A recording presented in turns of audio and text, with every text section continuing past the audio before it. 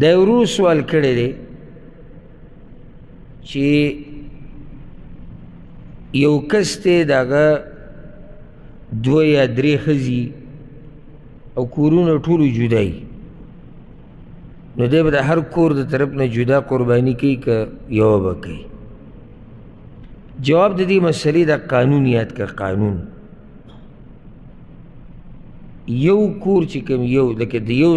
یو کس سرپرستی کې چې څومره خلک ومي، اگر که دا 100-200 کسانی د ټولو طرف نه یو قرباني کافي کېږي. او حدیث کې دا راځي، امام ابن ماجه، امام ترمذي راوړی دی، نور محدثین هم راوړی. عطاء ابن یسار رحمه الله وی چې ما د ابو ایوب الانصاری رضی الله عنه تپوس کو کیف کانت الضحایا علی عهد رسول الله صلی الله علیه وسلم، چې د رسول صلی الله علیه وسلم په زمانه کې به دا قربانیانې څنګه وي؟ راته وی چې كان الرجل يضحي بالشاة عنه وعن أهل بيته. داغه په زمانه کې به یو سړي یو ګډه لالو د خپل طرف نه او د خپل اهل بیت ته طرف نه، یو ګډ به لالو. اوس اهل بیت کې که 100 کسانی که 50 که 100 که 2 که 3 ټول پکې راځي چې څوک د کوم سرپرست کوي که نه قرباني ده، نو ټول د ده سره وي، نو د یو قرباني هغه کافي ده. او حدیث کې داسې هم راځي، امام بخاري راوړی دی، د عبدالله ابن هشام روایت دی، او عبدالله ابن هشام ناشنا قصه د هغه دا ده چې دی وړوکی و او د ده مور زینب بنت حمید رضی الله عنها هغې د خپل زوی عبدالله ابن هشام رسول صلی الله علیه وسلم نه بولی او ناشنا خبره ده وی یا رسول الله بایعه، ما دا ماشوم راوستی تا سره بیعت وکړي. دا د هغوی ماشومانان او دا د هغوی میندې وي.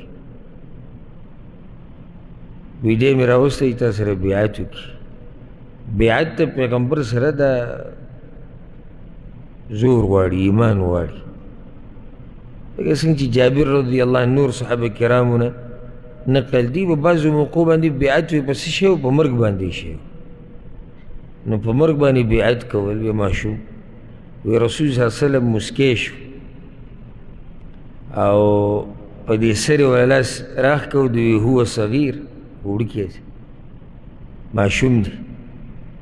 او دعا یې د هغه دپاره وغوښته. نو ده په باره کې راځي د عبدالله بن هشام په باره کې رضی الله عنه وی کان یضحي بالشاة الواحدة عن جمیع اهله. د به یو ګډه لالو د خپل ټول کور د طرف نه. نو سرپرست یو قرباني کې ټولو طرف نه کافي دی. او که یو سړی وي چې جدا جدا کوم، خیر دی، خیر خو چې څومره ډېرې غوره ده. لکه اوس ښځه وایي زه ځان له قرباني کوم جدا،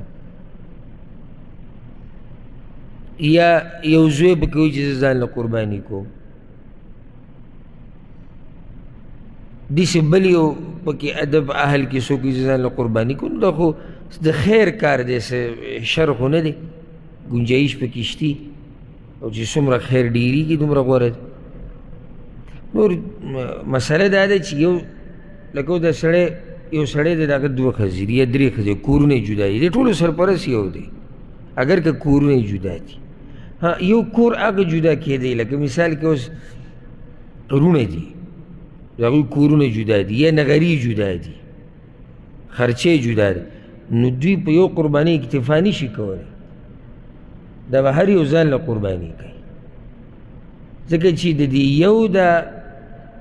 ښځه او بچي دغه بل په اهل کې نه شمارلی کېږي، چې د دغه اهل بیت چې ورته وایي، نه هغې کې نه راځي. خو که اوس دا ټول وروڼه یو ځای اوسېږي، شریک دي او پلار یې قرباني کوي، صحیح ده، بیا یو قرباني کافي ده. خو که دوی جدای جدا مطلب چې دوی خرچ خوراک هغه جدای، نو بیا به هر یو جدا قرباني کوي. والله اعلم. دا ورو سوال کړی دی وی ما قسم خوړلی او بیا مې مات کو نو د هغې په ما باندې کفاره ده چې زه به غریبانو له لسو غریبانو له خوراک ورکو که زه قرباني وکړم د قربانۍ د دې غوښې نه هغه لسو غریبانو له خوراک ورکولی شم که نو ځکه ته زه بار بار ویم د دین مسلې او دین دا ډېر پراخه دی علم د دین دا دریاب دی او موږ خو دا وایو چې دا قل اعوذ برب الناس قل اعوذ برب الفلق قل هو الله احد چې ورته یاد وي دا څه دی مولا دی او چې ترجمه یې ورسره ورته یادوي نو بیا خو د امت په ګټو علماو دلم فتوې لګوي ګیته سره علم صرف دقه دی موږ سره د علم ډېر کمی دی بلکې چې موږ علم پیژنو نو چې علم څه ته وایي علم څه شي ته وایي دا درته پته نشته نو موږ سره هغه مولیان هم ډېر دي چې هغوی سره په خپله علم نشته عوام خو د سره د علم نه خبر نه دي نو دی به څه بیان کړي خلکو ته او عوام هغه دي چې هغوی علم پیژني نه چې هغه به څه علم یې زده کړي علم دا ډېر یعنې داسې مسلې به د منځ کې راشي که نه چې تا به حق حیران کړي او په دې باندې بعضو علماو لیکلي هم کړي دي هغه مسلې چې علما یې حیران کړي دي سر یې پې چورلولی دي واړه واړه علما نه غټ امت امامان په میاشتو میاشتو پسې ګرځېدلي دي چې دې مسلې یو حل راوباسي قرآن او حدیث کې او زموږ خو دا خیال دی چې چېرته یو کتاب پروت دی المارۍ کې هغې کاره مسله لیکلی شي ځکه دا بعض عوام وایي مالته خصوصا مولوي صاحب ته پسې را کتاب راوالی وي دا به ته وایي چې دغه یو کتاب دی نو بیا دغه کتاب چې ته مولوي صاحب ته وایې راوالی وي ځان له ورسره وویسه کور ته کې ته یې هم وایه ته هم فتوې شروع کړه نن سبا خاصې د فیسبوک زمانه ده ښه ښایسته پټکی ووه ځان ته په خپله چې څومره غټ نوم لیکي ویې لیکه چې څه دې زړه کې راځي هغه ورسره ولګوه مخکې ورځو کې یو کتو دا پکې نوی نوم راوتلی شیخ الجن والانس نوی لقب دی د پیریانو او د انسانانو شیخ څه خرچه خو پسې نه راځي پاکستان انډیا افغانستان بنګلادیش هلته نومونه شیخ العرب والعجم فصیح اللسان لذیذ البیان او مناظر اسلام وکیل احناف ترجمان اسلام او دا لګي نو تم ځان له سلسله شروع کړه نوم ورسره ولګوه هلته ګوره خلک په نومونو پسې ځي په نومونو پسې ډېر ځي بلکې چې هلته نوم ته ګوري وایي ته ګورې نه د نوم سره مفتي دی دا وایي خلک یعنې دوه علما دي د یو نه دا یو عاجزه سړی دی نه دا نومونه خوښوي نه نور څه لکه څوک د پلانی مولوي صاحب دی او پلانی شیخ صاحب دا بل څوک دی دا خو جي مفتي علامه پلانی تو غټ عالم دی ها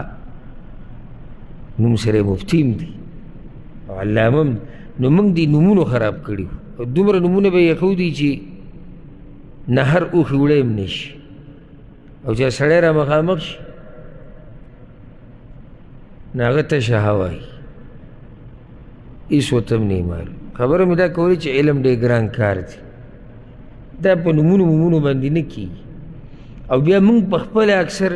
د خپلې علاقې مولا لښکرې غواړو چې نو دا د ټول دنیا غټ عالم دی لکه تا ته چا ویلي چې دی ټول دنیا عالم دی عالم پیژني عالم تا ته چا وایي چې ستا د کلي مولوي صاحب په ټوله دنیا کې 1 نمبر دی دا ما ته څو کسانو هلته ملک کې وي زمونږ د مولوي صاحب ملکنې ټاپ کړی دی او څوک وایي پوره KPK کې دا غټه مولا دی څوک وایي پوره عالم اسلامي کې دا غټ مولا دی او دا غلو به کوي دا زمون دې ملک کې دا تنظیم والا چې کومې مولیان دا چې زنده باد او مرداباد او دا قصې کوي نومونه دا بیا خفه کېږي. بل اوس پکې هغه یې ووایي خپل مشر یې یادو چې هغه حضرات هم د دیوبند سره تعلق ساتي. وی د امت غټ علما تر دې چې د سعودي عرب د غټ مفتیان او قاضیان او د حرمینو د امامان چې دوی ته کله څه مسله راشي نه پوهېږي بیا نو ده ته رجوع کوي او هغه د قرآن تلاوت صحیح نه ورځي. نو ته به حیران شي چې اخر د سعودي عرب اوس مثال کې شیخ صالح الفوزاني او غر د علم هغه واپس کېږي زموږ یو کس ته چې هغه سره علم هم پوره نشته. غلو نه ده پکار. یو سړي چې کم حقیقت دی کم حق دی هغه له ورکول پکار دي نه بره نه کټه. نو اوس دا سوال چې د قربانۍ د غوښې نه د قسم په کفاره کې غریبانو له غوښه ورکولی شم او که نه؟ جواب د دې مسلې والعلم عند الله هغه دا دی د یو اثر په رڼا کې او اثر دی د امام حسن بصري رحمه الله امام ابن ابي شیبه راوړی دی په خپل مصنف کې وی انه كره ان يطعم الرجل من لحم اضحيته المساكين في كفاره اليمين. هغه به دې ته ناروا وي چې یو سړی د خپلې قربانۍ د غوښې نه د قسم په کفاره کې غریبانو له غوښه ورکوي. وجه د دې څه ده؟ دا قرباني دی د چا دپاره کوي؟ د الله دپاره کوي. نو څنګه اوس دی په دې باندې ځان د یو بل واجب کار نه بچ کوي لکه چې هلته هغه په ده باندې جدا یو ذمواري پرته ده. نو دی وایي چې راشه په یو غشي باندې به دوه ښکاره وکړو. نو د دغه اثر په رڼا کې دا کار مناسب نه دی. والله اعلم.